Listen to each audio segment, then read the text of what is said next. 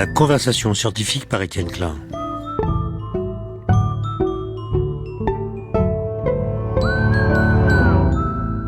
Aujourd'hui, qu'attendre de l'exploration de Mars ?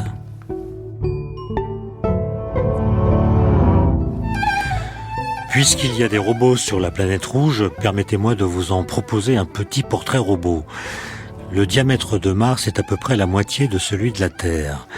Dès lors que vous m'accorderez que ces deux planètes sont rondes plutôt que plates, cela signifie que son volume, celui de Mars, est environ 7 ou 8 fois plus petit que celui de la Terre. La gravité à la surface de Mars vaut un tiers de la gravité terrestre. Cela veut dire que si nous étions sur Mars, notre masse serait exactement la même valeur que sur Terre, mais notre poids, qu'on devrait en toute rigueur exprimer en newtons plutôt qu'en kilos, serait 3 fois plus faible. En clair, si nous allions sur Mars, nous perdrions du poids, beaucoup de poids, mais sans du tout perdre de masse. Petite parenthèse au passage, on peut s'étonner que cette sorte de régime radical, qui serait efficace à coup sûr et pour tout le monde, ne soit pas davantage promu par le marketing contemporain. Avec Mars sous les pieds, plus besoin de privation, de gymnastique, de calcul des calories ingurgitées, ni même de crème quantique. La perte de poids est immédiate et automatique. Fin de la parenthèse. Je continue mon petit portrait robot. La pression dans l'atmosphère de Mars est 100 fois plus faible que la nôtre, sur Terre. Dit autrement, Mars n'a pas vraiment une gueule d'atmosphère. La température moyenne y est de moins 55 degrés Celsius, avec de grands écarts. La nuit, il fait typiquement moins 100 degrés, et le jour, au maximum, 27 degrés Celsius. Une année sur Mars dure 687 jours terrestres. On y vieillirait donc moins vite, ou, autre façon de dire la même chose, on y mourrait à un âge moins avancé qu'ici-bas, tout en ayant la même durée de vie. Je me comprends. Mais surtout, Mars pourrait devenir un terrain de rêve pour les alpinistes. Elle abrite en effet la plus haute montagne connue du système solaire, le mont Olympe, dont le sommet culmine à plus de 21 km d'altitude. L'Everest n'est donc qu'une colline et le Mont Blanc un simple talus. Je me rends compte en disant cela que je n'aurais pas dû commencer de le dire car je suis en train de heurter la sensibilité de mes amis chamoniards. Mais passons au point le plus important. Il se trouve que Mars est parmi les endroits de l'univers où l'émergence du vivant a peut-être eu lieu, celui qui est le plus facilement accessible. Facilement devant être mis entre guillemets. Mais que sait-on précisément de son histoire, de sa formation, de sa structure interne ? Quelles questions les chercheurs continuent-ils de se poser ? Et quel intérêt y aurait-il pour nous autres les humains à aller nous y faire voir, soit en faisant un petit tour autour de la planète rouge, soit en y posant carrément les pieds ? Pour répondre à ces questions, j'ai le plaisir de recevoir deux invités. Avant de les présenter, je dois m'excuser pour ma voix qui est une voix de saison. Le premier invité est Francis Rocard. Bonjour. Bonjour. Vous êtes astrophysicien, responsable du programme d'exploration du système solaire au CNES. Et mon second invité est tout jeune. Il s'agit de Virgile Malarevich, qui vient d'obtenir un doctorat de l'université de Paris-Saclay, dont le travail de thèse a porté sur la formation et l'évolution de la croûte primitive martienne. Bonjour à vous, Virgile Malarevich. Bonjour. Est-ce que vous me permettez de lire le titre complet de votre thèse ? Ah bah il y a le temps, oui. Étude de la formation et évolution de la croûte primitive martienne à travers une approche pluridisciplinaire et multi-échelle. Caractérisation minéralogique de la brèche martienne NWA 7533 et étude géodynamique de la région Terra Cimmeria Sirenum. C'est bien ça ? C'est bien ça, oui. Alors, qu'est-ce qui vous a, dans votre parcours, amené à vous intéresser à Mars ?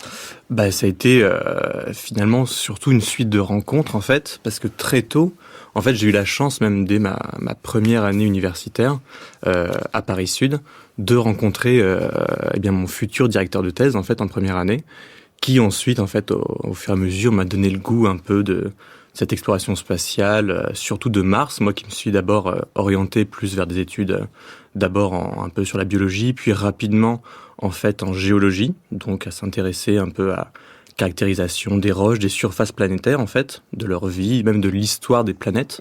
Ce qui est finalement qu'on se rend compte qu'on peut remonter sur des millions, voire des milliards d'années dans l'histoire d'une planète.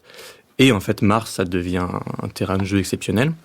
Et au fur et à mesure, j'ai pu rencontrer d'autres personnes avec qui j'ai pu mener à bout ce projet de thèse qui vise du coup à aller justement explorer l'ultime étape, en fait, la partie la plus ancienne de la croûte martienne, même une partie qui, même sur Terre, on n'a pas d'échantillon aussi ancien, plus de 4,4 milliards d'années. Mais justement, quand on est sur Terre, comment est-ce qu'on fait pour étudier Mars? De quels moyens dispose-t-on? De quels instruments dispose-t-on? Et quand on étudie des météorites martiennes, comme vous l'avez fait, comment est-ce qu'on sait qu'elles sont martiennes? Alors sur les météorites, c'est vrai que ça a été une question finalement résolue il y a pas si longtemps que ça. Vraiment depuis les années, fin des années 70, début des années 80, on est sûr qu'on a des météorites martiennes, parce que les météorites martiennes, en fait, aujourd'hui, on en a pas tant que ça. En fait, si on cumule tout, on en a presque 300 kilos, si je ne m'abuse. 300 kilos de Mars au total sur des dizaines de milliers de tonnes de météorites qui tombent sur Terre chaque année. Et en fait, dans tout le bestiaire des météorites, en fait, qu'on connaît assez bien, une partie viennent des astéroïdes ou lors d'autres corps comme la Lune, par exemple, on a récupéré au fur et à mesure des années, en fait, des échantillons qu'on voit, on les observe, ils ne ressemblent pas aux autres météorites que l'on connaisse, mais en les caractérisant, on voit que c'est des échantillons plutôt jeunes, on sait qu'ils viennent d'un corps planétaire. Et il a fallu un petit bout de temps pour savoir de quelle planète exactement elle venait.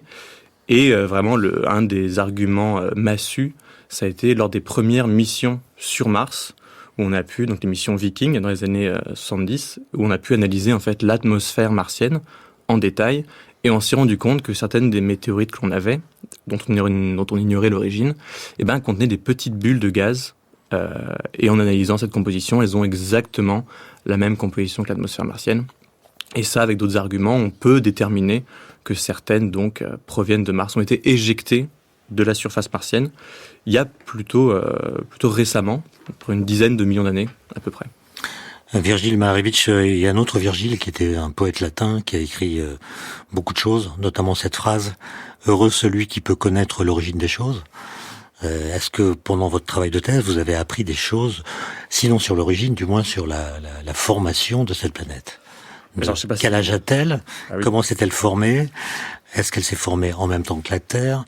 Et est-ce que la connaissance que nous avons aujourd'hui de la structure de Mars, de son histoire, nous donne des renseignements sur la façon dont la Terre elle-même s'est constituée? Alors, je ne sais pas si on peut dire heureux de connaître l'origine. Pour l'instant, c'est plutôt heureux d'explorer un peu ses origines.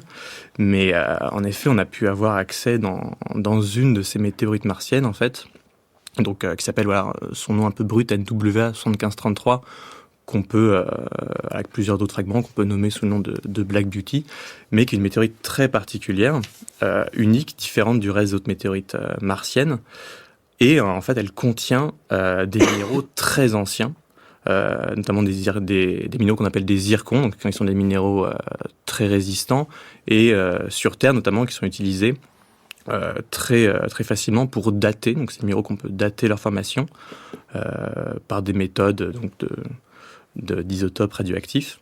Et notamment, c'est ces zircons-là qu'on peut retrouver en Australie, qui vont être les plus anciens minéraux terrestres, qu'on peut dater autour de 4 milliards d'années, donc ce qui est très très ancien. Et vraiment, il reste que juste ces minéraux.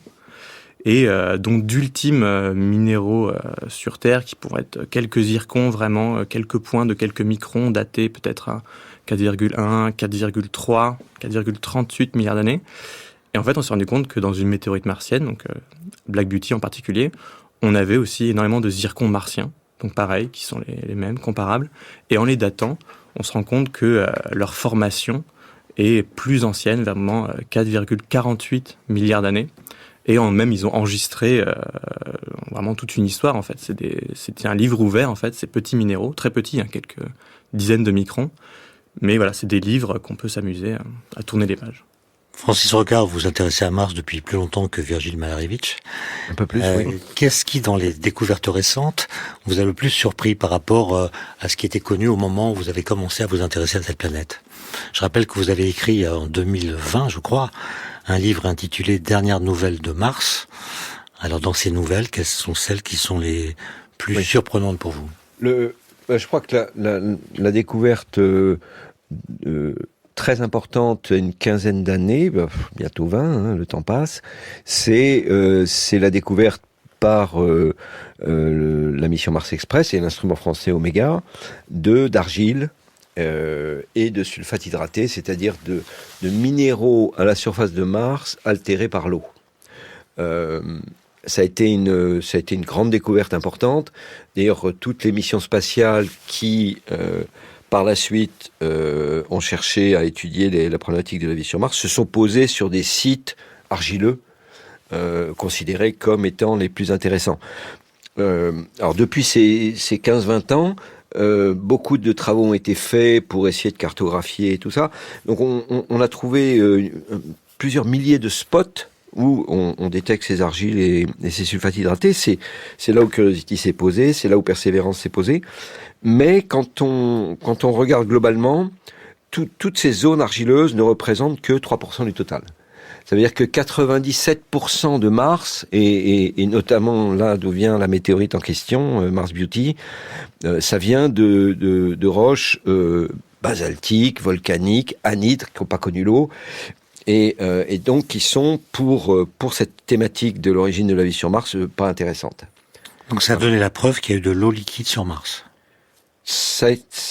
Oui. Alors ça, on le sait déjà avec Viking et Mariner 9 via des traces que cette eau liquide a laissées, notamment ce qu'on a des fleuves asséchés. Donc ça ressemble à des fleuves asséchés comme sur Terre. Des deltas.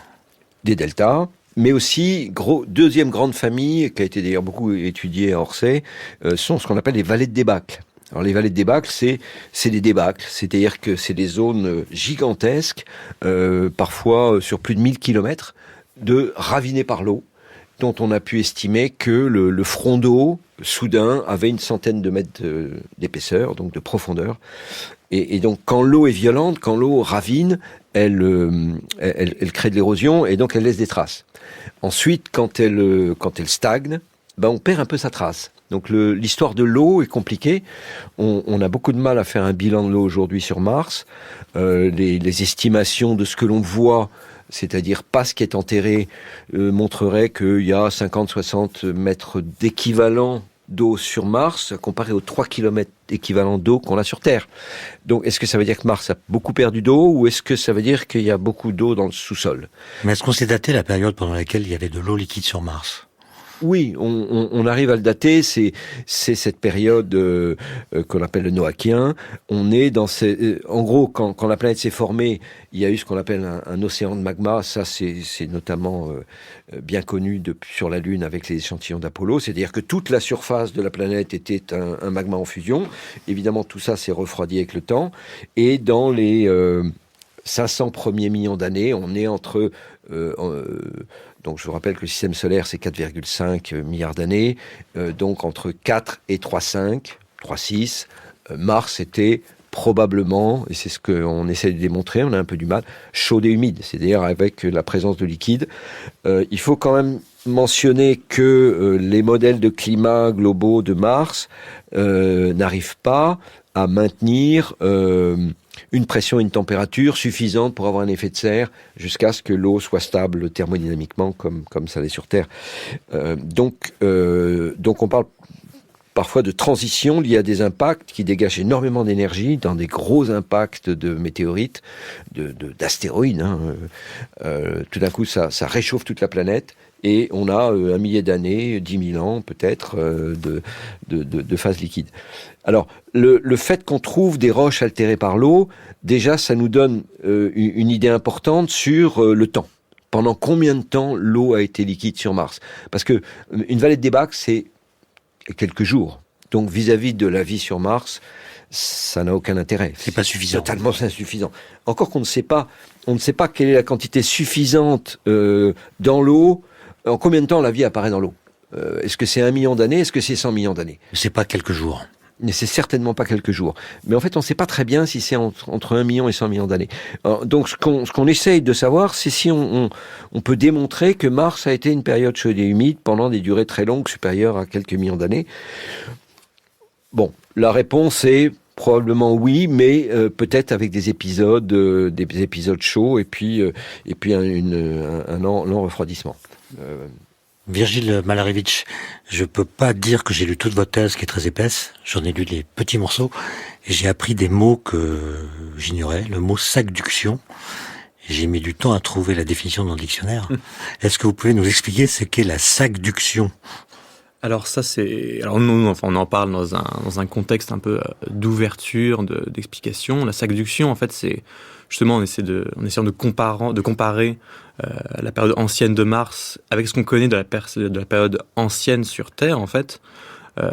Où la Terre, donc il y a 3 milliards, 4 milliards d'années, donc on a quelques minéraux, on a aussi quelques indices de dynamique, parce qu'on sait qu'aujourd'hui la Terre est quand même à une croûte très dynamique, elle bouge, il y a la tectonique des plaques, il y a un renouvellement, alors que sur Mars, pas du tout. Et en fait, sur Terre, on sait qu'il y a très longtemps, au moment où justement on est en train de mettre en place tout ce qu'on connaît, genre les continents, la croûte continentale, la croûte océanique, on avait une dynamique au sein de la croûte, même avant dans ce qu'on connaît la subduction aujourd'hui, qu'on connaît bien. La sac-duction, on estime que c'est des processus en fait de dynamique de la croûte, mais plutôt verticale, où en fait on imagine que ça doit être mis en place à partir d'un gradient de densité dans les roches. Qui provoque une sorte d'instabilité ? Une instabilité, voilà, comme une sorte d'émouvement en fait, donc qui nécessite une couche de roches plutôt denses, en surface, comme des basaltes, ce qu'on va trouver énormément sur Mars, par exemple.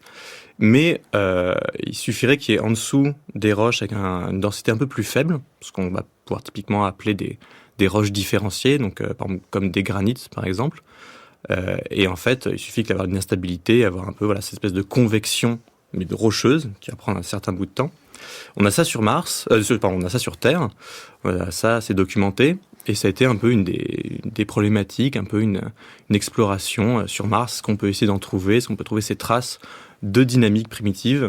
Ou est-ce qu'on peut les comparer, en fait, sur Terre et sur Mars ? Mais vous dites qu'il n'y a pas eu de tectonique des plaques sur Mars, en tout cas pas l'équivalent, mais il y a quand même un volcanisme martien. Il y a eu un volcanisme martien. Oui. Donc si j'ai bien compris, la planète Mars étant plus petite que la Terre s'est refroidie plus rapidement. Et donc ce volcanisme, j'imagine qu'il est daté. Il n'y en a plus. Alors, il est daté. Alors aujourd'hui, on a quand même alors bien sûr, on n'a pas du tout l'équivalent, parce qu'on a vu les plus grands édifices volcaniques du système solaire, en fait, sur Mars. On a encore une très faible activité sismique qu'on peut encore détecter aujourd'hui. On peut estimer, est-ce elle est liée peut-être à un volcanisme rémanent, mais très très faible. On a encore quelques images qui montrent des épanchements volcaniques de quelques millions d'années. Donc ce qui peut être encore une fois récent, mais c'est très très faible. Mais en effet, on l'a dit, le mont Olympe, le plus grand volcan du système solaire. Les contraintes d'âge qu'on a à la surface de Mars, finalement, comment est-ce qu'on date sur Mars ? On le fait principalement par comptage de cratères. Où, en fait, on estime qu'une surface, en fait, si on a un flux d'impact relativement constant, on peut essayer de calibrer un âge en fonction de la densité d'une certaine gamme de cratères en fonction de leur taille. Ça a été calibré en fait suite aux expéditions sur la Lune. On allait sur des terrains avec des cratères, une certaine densité de cratères. On a ramené des échantillons qu'on a pu dater. Et en recalibrant, en estimant sur Mars, c'est comme ça qu'on date, avec justement donc une activité volcanique très intense sur Mars, autour de 3,8 milliards d'années, qui va ensuite s'étendre et continuer. En tout cas pour la construction. Un peu, quand même. Voilà, Francis Recard ? Oui, il y a eu une bagarre homérique entre scientifiques. Ça arrive. Un Allemand, M. Neukomm, et un Américano-japonais qui s'appelait, je crois, M. Tanaka, qui chacun avait un modèle basé sur les missions Apollo et les datations d'Apollo. Et donc cette courbe de cratérisation venant de la Lune, il s'agissait de la transposer sur Mars. Et en fait, les modèles ne convergeaient pas. Et ce qu'il faut savoir, c'est que il y a donc dans les bombardements, il y a eu un très fort bombardement au début. Il y a toute la question du grand bombardement tardif. On pourra en parler si ça vous intéresse, mais qui est un peu remis en question. Et ensuite, il y a eu un plateau très long. Alors le plateau très long, plateau en termes de fréquence de bombardement. Voilà, c'est-à-dire qu'il y a eu un bombardement constant. Et le fait qu'il soit constant induit une énorme incertitude parce que la courbe est plate. Voilà. Donc en mathématiques, ça se comprend assez bien. Si vous imaginez une courbe plate et que vous mesurez une densité de cratère sur cette courbe, vous avez finalement en abscisse une grande incertitude. Et messieurs Tanaka et Neukomm n'arrivaient pas à se mettre d'accord. Donc la communauté scientifique leur a dit, écoutez, ça suffit, on vous demande de discuter entre vous, parce que c'était deux grandes gueules, Neukomm c'est une grande gueule, Tanaka je le connais moins, mais voilà, et ils sont arrivés à une espèce de compromis qui aujourd'hui est la référence, mais il a fallu un peu pousser, quoi. Voilà, c'était pas facile. Et il y a une grande incertitude. Donc aujourd'hui, on a peut-être parfois des incertitudes de plus. Je sais que sur des datations, ça pouvait être plus ou moins 400 millions d'années. C'est-à-dire 800 millions au total. C'est considérable. Et donc, seule la datation par chronologie sur les échantillons ramenés sur Terre est absolue et non contestable. Mais les comptages de cratères, c'est... Ouais. Et en plus, ça induit... Les modèles induisent aussi un peu une limite à 4 milliards d'années. À cause d'une saturation, en fait, on a vraiment du mal à vouloir dater justement des terrains à plus de 4 milliards d'années sur Mars. Il y a d'autres questions vertigineuses. Francis Rocard, dans votre livre, vous expliquez que normalement, Mars devrait être plus volumineuse que la Terre, ce qui n'est pas le cas. Alors comment est-ce qu'on explique que Mars soit plus petite que la Terre alors qu'elle devrait être plus grosse ? Ça, c'est une grande énigme. C'est une grande énigme. Vénus et la Terre ont à peu près la même taille et Mars est toute petite. Comment c'est possible ? Il y a une personne d'ailleurs qui va faire sa conférence inaugurale la semaine prochaine au Collège de France, Alessandro Morbidelli, puisqu'il a été créé une chaire de planétologie et de formation des systèmes planétaires. Donc je crois que c'est le 25 janvier, il fait sa conférence inaugurale et c'est le grand spécialiste du sujet. Donc il a développé des modèles de simulation et en gros, notamment le NICE modèle ou le modèle de Nice, vous voyez le jeu de mots. Et en fait, qu'est-ce qu'il dit ce modèle ? C'est-à-dire qu'il y a Jupiter qui se forme assez rapidement, la première, dans les premières dizaines de millions d'années après l'effondrement de la nébuleuse. Assez rapidement, Saturne se forme. Et comme ça s'est passé à peu près partout autour d'autres étoiles, là où on a trouvé 5000 planètes extrasolaires, il y a eu un phénomène de migration. Donc ça, on le comprend très bien. Si vous avez du gaz dans la nébuleuse, les planètes frottent dans ce gaz et ce frottement crée une migration. Donc Jupiter migre vers le Soleil, ça va créer un Jupiter chaud, ce qu'on observe énormément dans les exoplanètes. Saturne le suit. Mais le fait que Saturne est très massive et suit Jupiter, il se produit une mise en résonance qui aboutit par un phénomène assez peu intuitif à tirer Jupiter vers l'extérieur. Une sorte d'expulsion. Voilà. Loin du Soleil. Et cet aller-retour qui s'appelle le Grand Tac, d'ailleurs c'est pas le modèle de Nice, c'est le modèle du Grand Tac, qui a eu lieu donc au tout début du système solaire, en fait a nettoyé la ceinture d'astéroïdes et toute la zone où Mars aurait pu se nourrir d'astéroïdes pour grossir. Mais comme Jupiter est passé par là, il n'y avait plus grand-chose et Mars est devenue toute petite. Donc la force de ce modèle, c'est de prédire la taille de Mars. Virgile Malarevitch, on va en parler tout à l'heure, on va parler de la possibilité ou non d'aller sur Mars, mais si vous aviez, la possibilité d'être téléporté sur Mars dès demain matin, dans le studio, il y a une photo que les auditeurs ne voient pas qui montre la surface de Mars. Où est-ce que vous iriez et pourquoi y faire ? Moi, ce serait mes réflexes de géologue, en fait, qui iraient tout de suite d'abord sur par exemple, le site d'éjection de la météorite que j'ai étudié, un site d'éjection qui a été envisagé. Vous allez regarder le sol avant de regarder le ciel. Ah bah typiquement, moi, les yeux rivés par terre. Vous savez, parce que souvent pour les météorites martiennes, on ne connaît pas le site d'éjection. Ouais. Et c'est en fait là, il y a une étude il y a 3 ans, donc quelqu'un qui a en fait, parce que la problématique pour connaître l'origine, enfin c'est quoi les contraintes en fait pour connaître l'origine. On sait que cette météorite, elle a été éjectée. On peut mesurer le temps qu'a passé la météorite dans l'espace en fait. Donc on estime entre 5 et 10 millions d'années.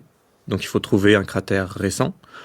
Et aussi, on sait que cette météorite, en fait, elle vient des terrains les plus anciens. On a des minéraux dedans datés à plus de 4,4 milliards d'années. Donc ça, on va le chercher dans une zone très ancienne, dans les terrains les plus anciens.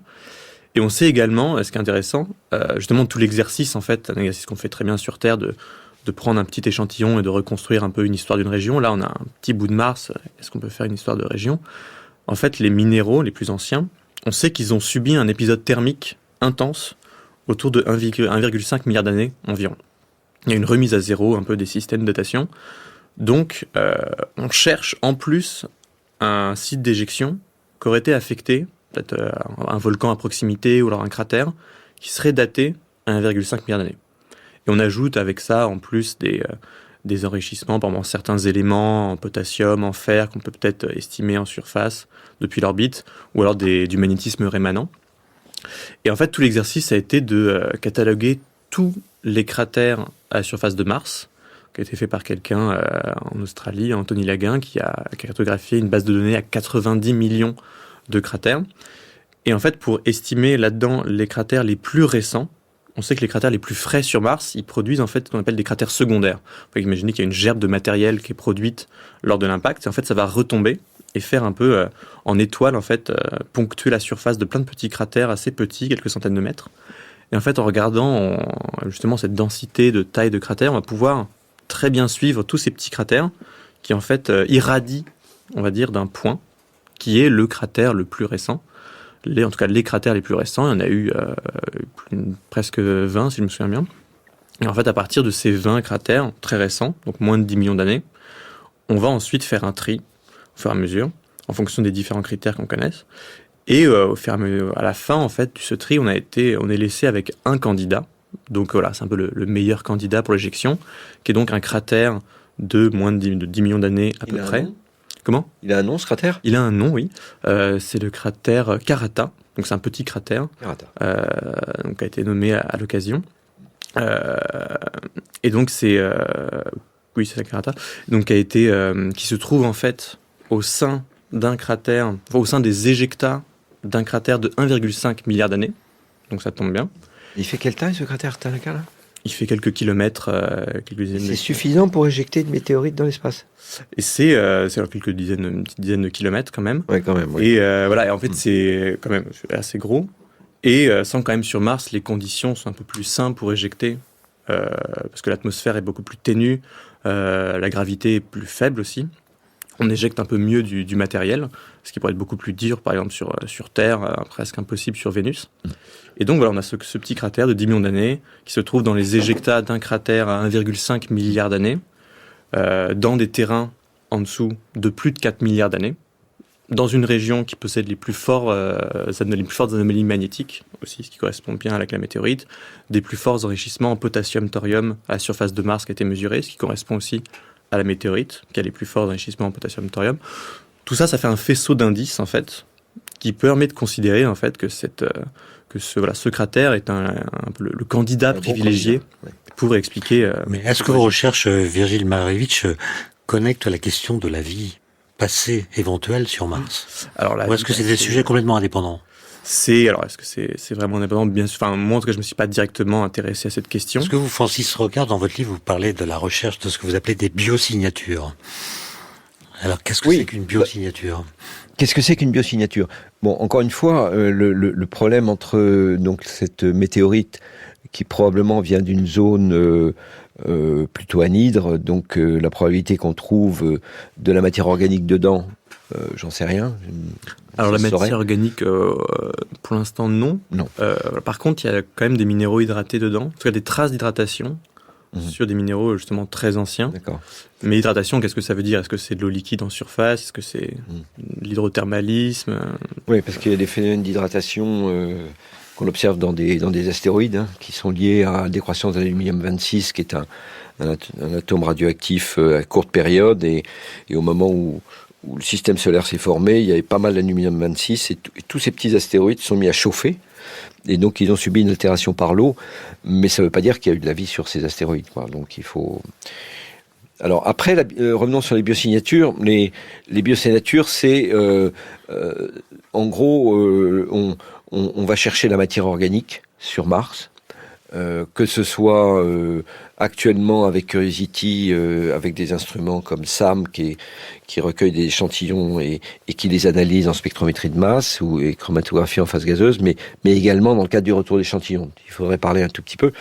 qui est la grande affaire de cette décennie. Ça fait 30 ans que dis-je, même 40 ans, que les scientifiques veulent un retour d'échantillons martiens. L'argument étant, si vous voulez qu'on aborde sérieusement la question d'histoire de la vie sur Mars, on ne pourra pas le faire sans avoir un retour d'échantillons. Mais un retour des bons échantillons. C'est-à-dire ceux sur des argiles ou sur des sulfates hydratés, là où on pourrait trouver de la matière organique, dans lequel on pourrait trouver des biosignatures. Alors, des biosignatures, c'est par exemple, si on trouve, on aurait pu en trouver, mais on n'en a pas trouvé jusqu'à maintenant, ce qu'on appelle les molécules chirales. Donc, vous avez des molécules qui sont symétriques dans un miroir comme mes deux mains. Donc, elles ne sont pas identiques, elles sont chirales. Cette chiralité existe dans le monde vivant, sur Terre, mais pour des raisons assez subtiles, le vivant privilégie une forme, très fortement, une forme par rapport à une autre. Donc, il y a beaucoup de formes droites et pratiquement pas de forme gauche pour certaines protéines. Alors que la chimie abiotique, c'est-à-dire la chimie dans les roches, elle ne privilégie rien du tout, vous avez 50-50. Donc si vous arrivez à trouver, malheureusement on n'a pas trouvé, on aurait pu en trouver déjà avec Curiosity, une molécule chirale, mesurer le rapport entre la version droite et la version gauche, si on avait mesuré un rapport très différent de 1, on aurait pu dire, donc il y a eu de la vie qui a formé cette chirale. Ça aurait été simplement un indice, pas une preuve.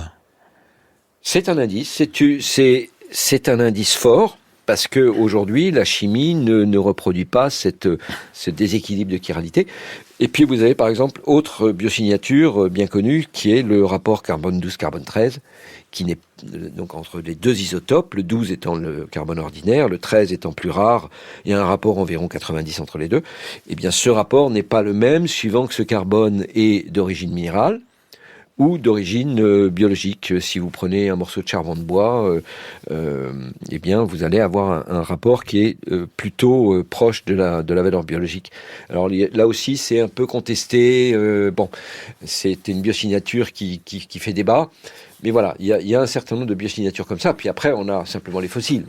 Si par miracle on trouvait des fossiles, peu de gens y croient, puisque aujourd'hui on est extrêmement prudent et modeste.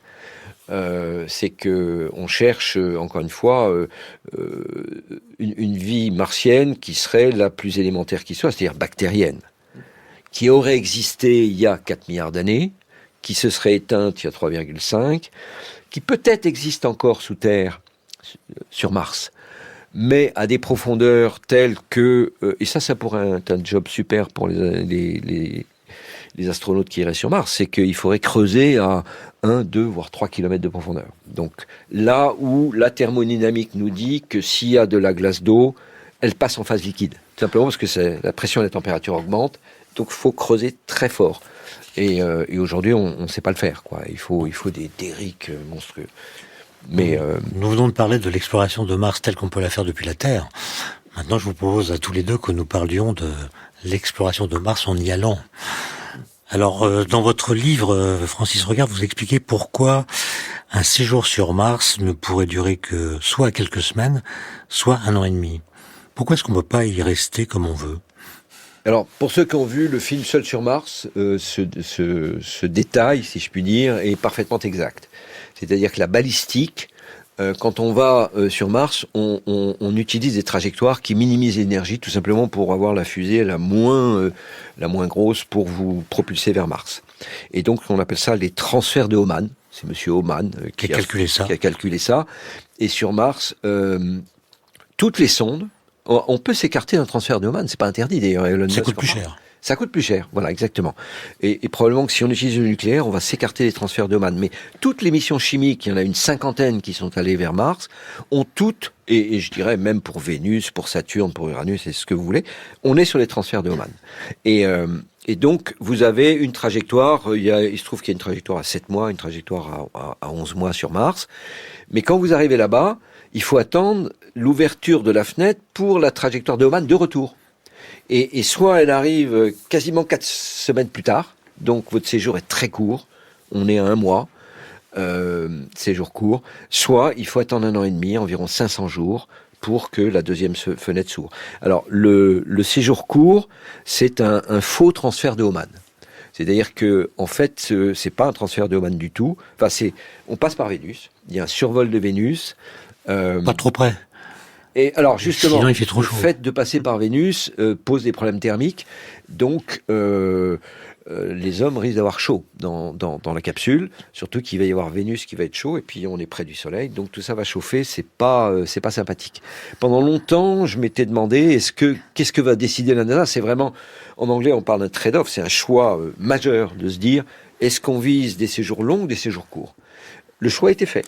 Il a été fait en 2022. La NASA a dit, bon, allez, hop, on fera des séjours courts et on va entre guillemets subir le retour long qui dure 1 an et demi.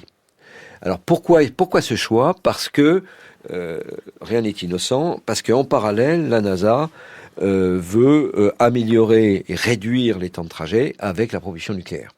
Donc elle est en train de relancer un programme nucléaire spatial pour, au-delà de ce qu'on appelle les RTG et RHU. Les RTG, c'est ce qu'il y a sur Voyager, ce sont des piles qui permettent aux Voyager de fonctionner 40 ans après le tir. Mais là, on parle de réacteurs, c'est-à-dire que c'est quelque chose qui va vous cracher une énergie de l'ordre du mégawatt, et donc qui va pousser fortement votre sonde vers Mars, et ensuite vous freiner pour arriver. Et avec du nucléaire, on peut arriver à avoir des voyages, bon, tout ça est théorique, mais de l'ordre de 4 mois. Et on pourrait se permettre de faire un retour plus rapide via un séjour court. Alors évidemment, si le séjour est court... Mais plus rapide, c'est quand même plus que 6 mois pour le retour. En nucléaire, ça, je ne saurais pas vous dire. Ça va dépendre un peu de calculs précis. De toute façon, on est sur un faux transfert de Hohmann. Est-ce qu'il va falloir passer par Vénus ou pas? Enfin, tout ça nécessite des calculs assez sioux qui va tenir compte de la performance exacte du moteur. Pour l'instant, il y a des performances théoriques, mais la performance réelle, elle sera ce qu'elle sera. Mais le concept que la NASA veut mettre... le nucléaire et l'ISRU, on pourra en parler, In situ resource utilisation en anglais, c'est 2 technologies facilitantes, non indispensables. Mais si on les met en œuvre, le nucléaire d'une part et l'ISRU d'autre part, ça permet de peut-être d'abaisser la facture du programme. Tout simplement parce que si vous voulez savoir combien votre programme va coûter, il suffit de peser tout ce que vous allez envoyer vers Mars. Et si vous envoyez 3000 tonnes en tout, ça va vous coûter très cher. Si vous arrivez à réduire à la moitié, à 1500 tonnes, votre programme va vous coûter peut-être pas 2 fois moins cher, mais notablement moins cher. Donc le nucléaire permettrait de réduire Et si vous réduisez les durées, vous réduisez la quantité d'eau qu'il faut emporter, vous réduisez la quantité de nourriture, vous réduisez beaucoup de choses. Et donc finalement, vous allégez énormément de vaisseaux, quoi. Mais c'est un voyage qu'on ne peut pas simuler à l'avance. Donc si on parle simplement du transfert des cosmonautes, qu'est-ce qu'ils vont vivre dans le voyage aller, par exemple? Il va y avoir forcément une éruption solaire, il y a de la radiation, il y a du rayon cosmique. Oui. Est-ce qu'on sait ce qui va advenir de leur intégrité physique? On connaît les niveaux de radiation dans le milieu interplanétaire. Il y a eu des mesures à bord d'ISS, il y a eu des mesures pendant les croisières par les sondes, et des mesures sur Mars. En gros, pour résumer, vous avez le rayonnement cosmique galactique qui est dans le domaine du milliard d'électronvolts. Celui-là, on peut rien y faire et on le subit. En anglais, c'est pas un showstopper, c'est pas ça qui va tuer les astronautes. Ils vont avoir des doses de radiation. D'ailleurs, la NASA a modifié ses règles de niveau de radiation. C'est assez étonnant. Elle l'a fait en 2022. Avant, il y avait des règles valables qui étaient dépendantes du sexe et qui étaient dépendantes de l'âge. C'est-à-dire que plus vous étiez âgé et masculin et pas féminin, vous étiez moins sensible aux radiations. Depuis, pour des raisons assez curieuses, peut-être aussi pour être politiquement correct, la NASA a mis le même niveau à tout le monde, indépendamment de l'âge. Donc on est à 600 millisieverts. Alors ça c'est un terme technique, et en pratique ils vont avoir 1000 millisieverts, c'est-à-dire qu'ils seront légèrement au-dessus, mais les astronautes vont signer une décharge, et en gros c'est la probabilité de cancer dans les 20 ans qui suivent la mission. Cette probabilité, dans le milieu du nucléaire civil, terrestre, on ne veut pas que ce niveau dépasse 3%. Là, ils vont dépasser 3%. On ne sait pas si ça sera 5, 10 ou 15. Ça veut dire qu'ils vont pas mourir, ça veut dire qu'ils ont un petit peu plus de chances d'avoir des cancers dans les 20 ans qui suivent. Et pour terminer sur les radiations, vous avez le vent solaire calme qui est pas du tout un problème, qui est arrêté par les parois, et vous avez des éruptions solaires très violentes, celles qui ont provoqué des blackouts au Canada dans les années 80. Sur alerte, notamment un compteur GGR qui donne une alarme par exemple, ou des observations, il va y avoir un module qui sera particulièrement blindé. Et pendant 24 heures, alors déjà que le voyage va être ennuyeux, parce qu'il n'y a pas grand-chose à faire, et il n'y a pas de distraction, c'est-à-dire qu'il n'y a pas la Terre à regarder, qui est vraiment la distraction numéro 1 des astronautes. Là, il y a d'un côté un hublot, c'est l'aveuglement par le soleil, de l'autre côté, c'est la nuit noire. Donc il n'y a pas beaucoup de distraction. Et en cas d'alerte, eh bien, ils vont devoir se positionner derrière une paroi spéciale pendant 24 heures. Virgile Malarevich, vous êtes candidat au voyage ? Si je peux, plus de 600 millisieverts, je vais voir. 600 millisieverts, c'est... Non, mais il n'y a pas que ça, il y a aussi qui sont en microgravité. Alors, il y a aussi qui sont en microgravité, ça veut dire qu'ils vont faire du sport.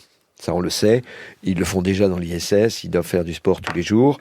Ça veut dire aussi que cette image que moi, j'ai vécue, j'avais 12 ans, en 69, et c'était 3 heures du matin ou 4 heures du matin. J'ai dormi sur le canapé et ma mère m'a réveillé. Au moment où il sort, voilà, le petit pas pour l'homme, le grand pas pour l'humanité. Sur Mars, ils vont se poser et les télés devront attendre. Probablement 24 ou 48 heures, parce que justement, ils auront 6 mois. Ils pourront plus se mettre debout. Souvenez-vous le témoignage de Thomas Pesquet qui téléphone au président de la République. Il dit « Je pouvais à peine tenir mon bras ». C'est-à-dire que le bras paraissait extrêmement lourd. Ils avaient vécu 6 mois dans l'espace, donc c'est-à-dire à peu près la durée d'un voyage. Et donc il va falloir qu'ils attendent 24-48 heures pour se réhabituer à une gravité, même si elle est plus faible. D'ailleurs, cette histoire de gravité plus faible, je dirais que si la gravité avait été la même, vous imaginez le poids du scaphandre ? Ça aurait été un vrai problème, parce qu'à ce moment-là, il faut qu'il porte un scaphandre qui pèse peut-être 60-80 kilos. À faible gravité sur la Lune ou Mars, ça va.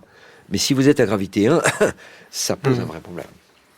Et du point de vue psychologique, est-ce qu'on peut simuler sur Terre, d'une façon ou d'une autre, comment évoluent les relations humaines quand on est à combien, à 4, à 5, à 6, à 7 ? On ne sait pas, ça sera entre 4 et 7. Avec personne pour nous accueillir à l'arrivée ? Personne pour vous accueillir à l'arrivée.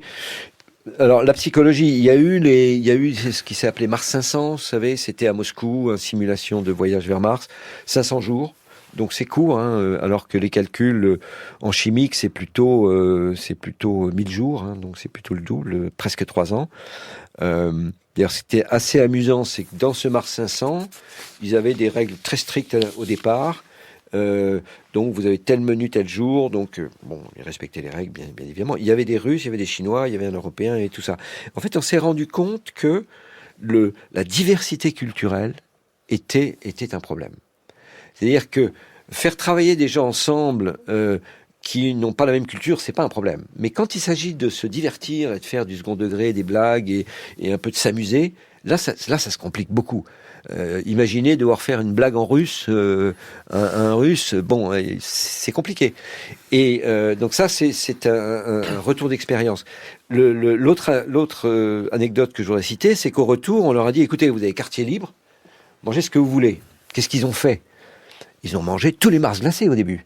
Donc tous les bons desserts, ils les ont mangés, et après il restait tout ce qui n'était pas très bon. Et le retour, c'est certainement, dans les films d'alpinisme, on parle jamais du retour. Et c'est pareil sur Mars. On va surtout s'intéresser à l'aller. Le retour, ça va être terriblement ennuyeux et psychologiquement très difficile parce que oui, c'est comme la descente en alpinisme. On a atteint l'objectif et on est. Pourtant, il y en a qui meurent pendant la descente. Il y a des accidents, mais là, l'événement, l'excitation sera plus là. On veut juste rentrer à la maison. Et donc, psychologiquement, ça sera difficile. Est-ce qu'on est sûr que l'excitation va durer, ne serait-ce que pendant le voyage aller ? 4 mois, c'est quand même très très long. Je pense qu'ils seront très professionnels et qu'ils feront juste, au moins pour le voyage aller, ils feront tout ce qu'il faut pour rester calme et pas s'engueuler, et prendre. Et il y a beaucoup de candidats. Il y a toujours plein de candidats, ça, il n'y a aucun problème. Thomas Pesquet est candidat, tous les astronautes européens sont candidats. Enfin, un astronaute, vous lui dites, vous allez sur Mars, il signe tout de suite, quoi. Dans votre livre, Francis Regard, vous écrivez « Certains pensent que l'entreprise est impossible, pourtant l'impossible est déjà en préparation ». Est-ce que vous êtes sûr qu'il y aura un homme sur Mars, ou plusieurs plutôt, au cours du XXIe siècle? Oui, j'ai utilisé cette phrase parce que j'ai fait une conférence sur le sujet qui s'appelait la physique de l'impossible. Donc on m'avait demandé de faire... donc j'avais conclu comme ça. Ça paraît impossible. En fait, c'est très difficile. Mais c'est pas impossible du tout. Il faut simplement se donner beaucoup de moyens et du temps. Les Américains dépensent historiquement avec l'héritage Apollo. Ça c'est un phénomène assez étonnant. C'est que Apollo a hypertrophié le domaine des vols habités aux États-Unis. Et ça a une conséquence encore aujourd'hui. C'est-à-dire que aujourd'hui, le budget de la NASA, c'est la moitié pour les vols habités, la moitié pour tout le reste. C'est-à-dire observation de la Terre, James Webb Telescope, Gaia, Gaia c'est européen. Mais et c'est pas du tout le cas en Europe. En Europe, les vols habités, c'est assez microscopique. Et quand vous avez 10 milliards de dollars par an à dépenser dans les vols habités, vous faites des très grands programmes. Donc vous avez commencé par faire Apollo, puis ensuite vous faites la navette spatiale, et ensuite vous faites l'ISS. Et quand vous avez fini l'ISS, parce que l'ISS va devoir se terminer, elle va devenir dangereuse, il va falloir l'arrêter. Comme la Lune a déjà été faite, la NASA et Wernher von Braun l'avaient écrit en 1952, c'est Mars. Il n'y a pas 36 destinations possibles pour l'homme. Il y a Mars, la Lune et les astéroïdes. Les astéroïdes, c'est un petit peu anecdotique. Je dirais, ils iront probablement un jour sur un astéroïde, s'il y a des choses à y faire. Ça, c'est le problème de l'exploitation minière des astéroïdes. Mais Mars est très emblématique pour ça. Donc, il faut se donner les moyens. Et à 10 milliards par an, sur 40 ans, ça fait 400 milliards. C'est probablement ce que va coûter ce type de programme. Les difficultés majeures, c'est de poser un engin de 15 ou 20 tonnes sur Mars.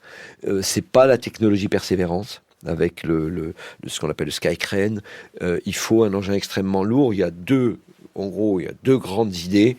Il y a celle de SpaceX, qui est de faire poser son Starship, c'est-à-dire qu'il rentre dans l'atmosphère et il se freine sur l'atmosphère comme la navette spatiale, et ensuite il se redresse et il atterrit en rétrofusée verticalement. Bon, c'est ce qu'il va faire sur la Lune, sachant qu'il n'y a pas l'atmosphère. Et l'autre idée peut-être moins ambitieuse, mais c'est notamment c'est Boeing qui l'étudie, c'est d'avoir un bouclier thermique gonflable. Parce que l'atmosphère de Mars est tellement peu dense que au moment où on arrive dans des couches relativement denses, vous savez que quand on ouvre les parachutes sur Mars, que ce soit Perseverance, Curiosity, on est à 10 km d'altitude. On est quasiment arrivé. Donc tout va très très vite derrière. Et il faut arriver à se freiner sur des couches très peu denses, et pour ça il faut agrandir énormément le diamètre de freinage, d'où l'idée d'un bouclier thermique. Et ça, c'est si on veut se poser, est-ce qu'il n'est pas envisageable de simplement faire un survol de Mars? C'est ce qui sera fait avant.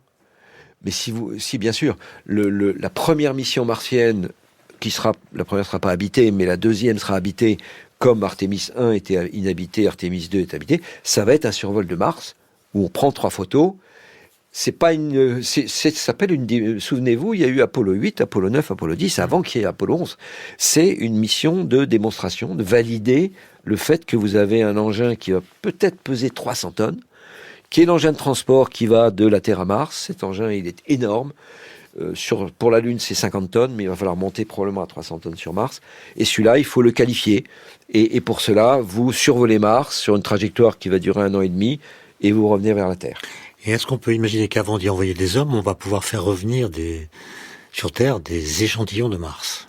Ça, j'espère bien. Alors, d'abord parce que c'est en cours. Persévérance est en train de collecter des échantillons.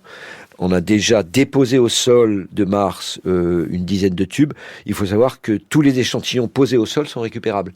Tous les échantillons que Persévérance conserve dans son bas de caisse, c'est en dessous qu'il les met, on ne peut pas les récupérer. Il n'y a pas de technique pour aller les chercher.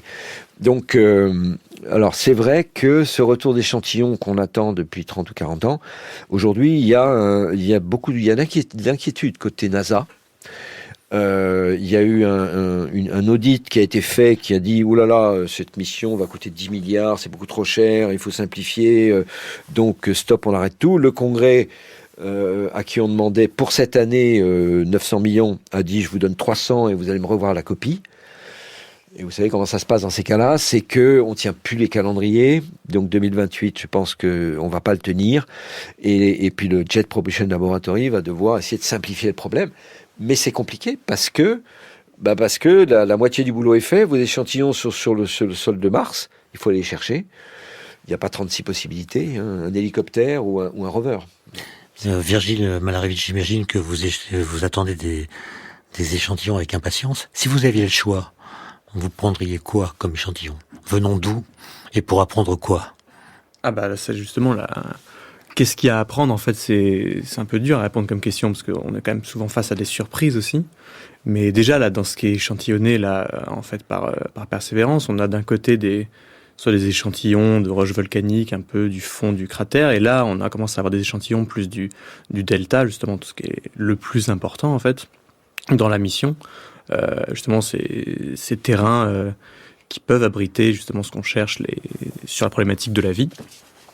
Mais s'il fallait échantillonner, enfin, ce serait le plus possible un peu tout en fait pour comprendre parce qu'en fait la géologie martienne finalement, qu'est-ce qu'on a comme moyen de l'explorer là? C'est retour d'échantillon, c'est une fenêtre unique en fait, mais quand même dans un endroit assez restreint, finalement spatialement restreint. Alors quand même c'est exceptionnel de pouvoir bien caractériser. On a les terrains, les conditions d'échantillonnage, on a tout, mais finalement sur des terrains de quelques kilomètres, quoi, sur une planète entière. Je me souviens qu'il y a Francis Rocard, une trentaine d'années, j'étais allé à un workshop aux États-Unis sur déjà les retours d'échantillons martiens, et j'avais assisté à une bagarre scientifique entre les géochimistes comme vous, qui cherchent à dater les roches, donc roches volcaniques, les très anciennes ou récentes, et ceux qui s'intéressaient à la vie.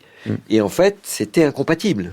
En gros, là où veulent aller ceux qui s'intéressent à la vie ne correspond pas au site qui intéresse les géochimistes pour tous les aspects histoire de datation et de la géologie de Mars. Donc, mais en quoi le fait d'envoyer des humains sur Mars va-t-il aider à trancher la question de savoir si cette planète a abrité dans son passé de la vie?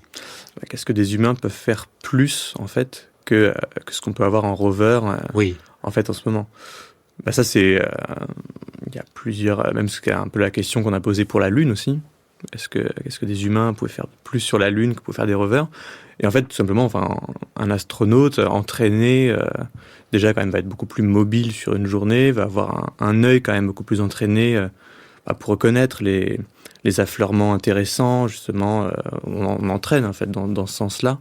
Reconnaître les échantillons, les affleurements, les terrains. Donc il faut envoyer des géologues. Je pense, oui, entre autres. On voyait plein de corps de métier, mais un géologue... C'est pas gagné, parce qu'il n'y en a eu qu'un sur Apollo. Il y a eu Harrison Schmitt. Mais il faut comprendre que l'homme sur Mars, tel que... Des marsologues, pardon, on dit pas géologue, non? Ah bah, les marsologues. Marsologues. Pour étudier... c'est pas de la géographie. Mais la mission n'est pas scientifique, au même titre qu'Apollo n'était pas... Alors elle est quoi si elle n'est pas scientifique? Elle est symbolique? Elle est politique. Elle est politique au sens où c'est évidemment pas ce qui se dit aux États-Unis, mais il faut aussi le comprendre, c'est que si vous voulez maintenir un programme de vol d'habité ambitieux à des niveaux de 10 milliards par an, il faut keep the momentum, comme on dit. Il faut aller de l'avant. Après avoir passé 30 ans en orbite basse qui commence à lasser, il faut viser Mars maintenant. Mais en même temps, Mars, ça sera la fin. On n'ira pas explorer d'autres planètes que Mars, sans doute. Oui, alors si vous voulez, on se donne rendez-vous en 2050. D'accord. En 2050, on pourra dire que on a franchi un cap, mais voilà, on a encore 30 ans devant nous avant qu'ils arrivent effectivement sur Mars quand même. Est-ce que l'argent sera un problème? Je pense qu'à 10 milliards par an, les Américains, ils peuvent dépenser 400 milliards en 40 ans, donc ils ont les moyens de le faire. Merci Francis Rocard, merci Alexandre Malarevich. Nous allons tout de suite retrouver, avant de conclure l'émission, la chronique d'Alexandre Adelbo qui s'intitule Avec Science. Je crois qu'aujourd'hui elle va nous parler des premiers humains modernes qui ont colonisé la Chine il y a 45 000 ans.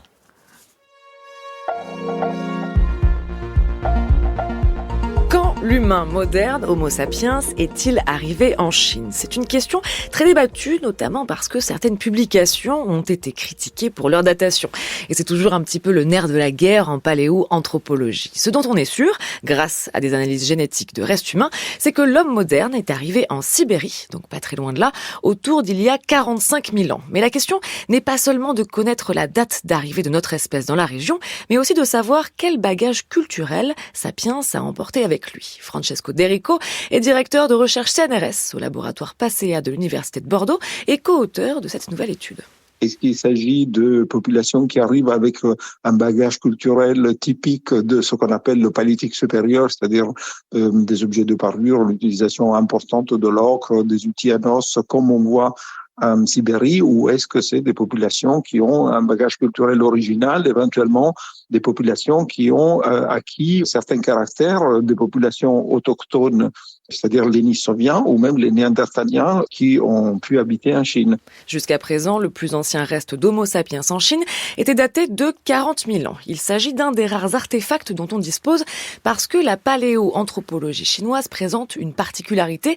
Les événements politiques des années 60 ont conduit à égarer certaines preuves de la présence de l'humain moderne, notamment dans le site de Xiyu, dans le nord-est du pays. C'est un site qui a été découvert pendant la révolution culturelle chinoise. Cela fait qu'une partie du matériel a été perdue et malheureusement un crâne qui a été décrit à l'époque par les anthropologues chinois comme un crâne d'homme moderne et sur lequel on aurait pu faire, si le crâne était encore présent, des analyses génétiques, mais cela naturellement n'est pas possible. Et aussi une partie de l'industrie lithique, c'est-à-dire des outils en pierre, ont été perdus. Donc le travail a porté sur ce qui nous reste, mais également sur une réouverture du site. Dans cette nouvelle étude parue dans Nature Ecology and Evolution, le site a été fouillé de nouveau, ce qui a permis d'effectuer de nouvelles datations.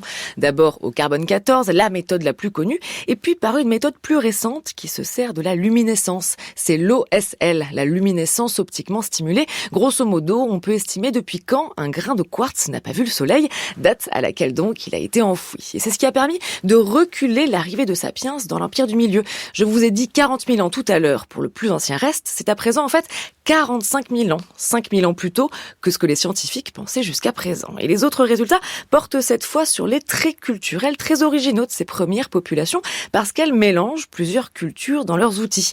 Il y a des tailles de pierre qu'on attend d'un Sapiens, mais aussi des outils taillés comme le faisaient les Néandertaliens, de méthodes différentes qui ne sont généralement pas associées ensemble. Et on dispose aussi d'une preuve d'échange de matériaux à très longue distance. La chose intéressante aussi, c'est que certains des outils sont en obsidienne, une roche volcanique, un verre volcanique noir.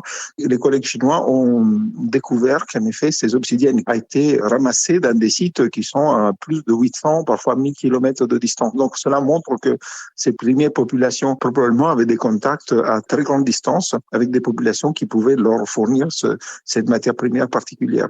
Donc il s'agit d'un ensemble de caractères qui sont assez différents des sites paléolithiques chinois précédents, mais qui sont aussi différents des sites paléolithiques chinois qui ont suivi. Donc, on a l'impression que cette arrivée d'hommes modernes en Chine s'accompagne d'adaptations culturelles particulières qui ont pu ressentir des influences des populations autochtones présentes dans la région, c'est-à-dire les Denisoviens et les Néandertaliens.